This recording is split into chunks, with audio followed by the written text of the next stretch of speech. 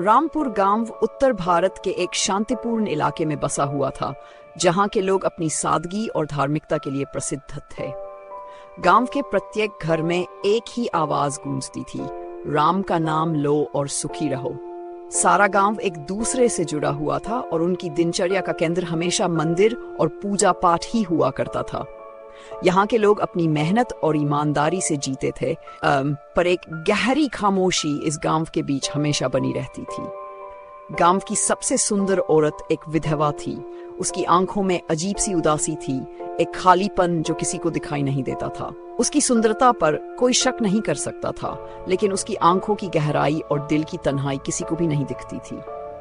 विधवा का दिल और उसकी जिंदगी के दुख समझने वाला कोई नहीं था। विधवा अक्सर सोचती, क्या यही है मेरी जिंदगी का उद्देश्य? क्या मेरी सुंदरता का कोई मतलब नहीं है अगर मुझे किसी के दिल में जगह नहीं मिलती? एक दिन गांव में एक साधु महात्मा का आगमन हुआ।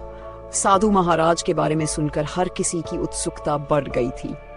वे एक अजीब व्यक्तित्व के मालिक थे, लंबी जटाएं, शरीर पर भस्म और ऐसी गहरी आवाज जो हर किसी के दिल में उतर जाती। लोग उनकी बातें सुनने के लिए मंदिर में इकट्ठा होते और उन्होंने अपने चमत्कारी कार्यों के बारे में बताना शुरू किया। उनका प्रभाव तेजी से गांव में फैलने लगा। लोग उनके प्रति श्रद्धा और विश्वास में, विधवा भी उनकी उपासना में शामिल हुई। उसे ऐसा महसूस होने लगा जैसे साधु महाराज की बातें उसकी आत्मा को लगी हों। वह अपनी नीरस जिंदगी से बाहर निकलने के लिए साधु के दर्शन करने जाने लगी। धीरे धीरे वह साधु के उपदेशों में खोने लगी। साधु महाराज का व्यक्तित्व इतना सम्मोहक था कि विधवा को उलगता था, जैसे वह उससे किसी गहरे स्तर पर जुड़ा हुआ हो। साधु ने उसे बताया, तुम्हारी आत्मा भी परमात्मा से जुड़ी हुई है, तुम्हें बस अपनी पहचान को समझने की आवश्यकता है। ये शब्द उसके दिल में गहरे तक समा गए। साधु के साथ हुई बातें और उनकी प्रेरणा उसके जीवन का एक अहम हिस्सा बन गए। धीरे धीरे साधु और विधवा के बीच का रिश्ता गहरा होता गया। विधवा साधु के बिना कुछ भी नहीं समझने लगी। इस दौरान गांव में उनके रिश्ते को लेकर चर्चाएं होने लगी। कुछ लोग उनके बारे में संदेह करने लगे, जबकि कुछ अब भी साधु को दिव्य मानते थे। गांव की पंचायत ने इस मामले को सुलझाने के लिए एक बैठक बुलाई। पंचायत ने फैसला किया कि साधु महाराज को गांव से निष्कासित किया जाएगा।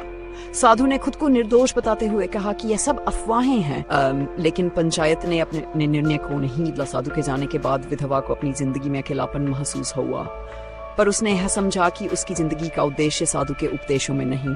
उसने खुद को मजबूत किया और गांवों को शिक्षित करने और समाज में बदलाव लाने की दिशा में काम करना शुरू किया।